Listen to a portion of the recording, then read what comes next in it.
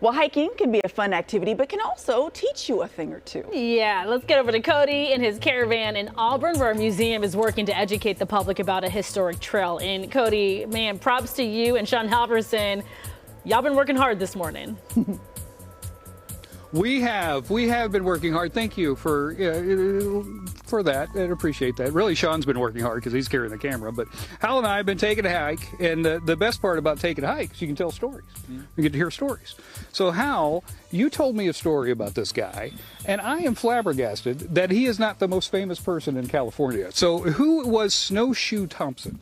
John Snowshoe Thompson. He was from Norway. Came here at this part of the world during the gold rush. Didn't do so well. But if you grow up in Norway, snow is your friend.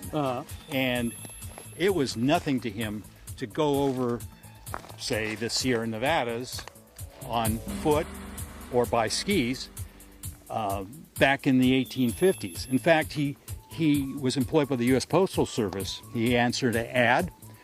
They needed someone to carry the mail over winter time from Placerville to Genoa, Nevada. Once again, Placerville into Nevada. Yes. Okay. So he did this for 20 years, as many as 2 or 3 times a month, spring, summer, fall, and winter. And it's the winter time that he would pack his skis. He called them Norway called them snowshoes. Okay. And he would cross the Sierras. His inaugural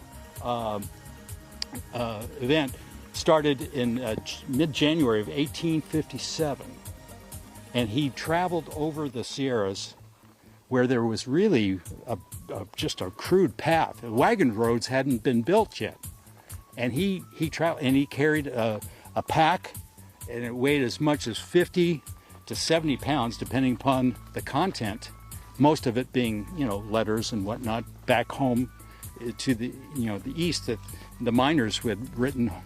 And so he'd take him to Genoa, and then from there someone carried him further east and to their destination. That's like hundreds of miles in the middle of nowhere. Yeah.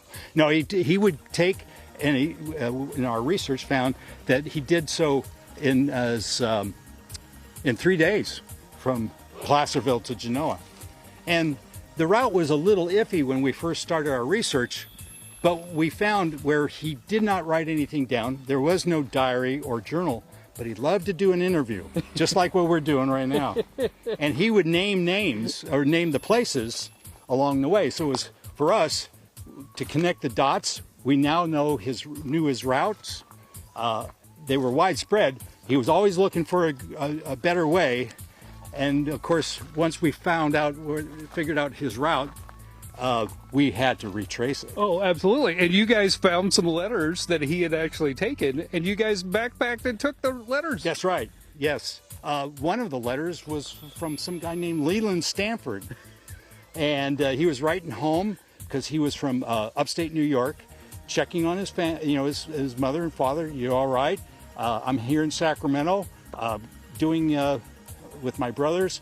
We're going to come up with some business ideas. He was a merchant then, but the idea of maybe a transcontinental railroad was in its infant state. Yeah. He saw a need, a demand, and filled it with he and his partners. Snowshoe Thompson, I'm thinking about you right now, man. That guy, hundreds of miles, back and forth. Back and forth. Yep. And without him, who knows what this place would have been? Because he was the communication guy. Yeah. You know what? He really could be added to the list of those who opened up the West. Yeah, yeah. Just by merely carrying the mail.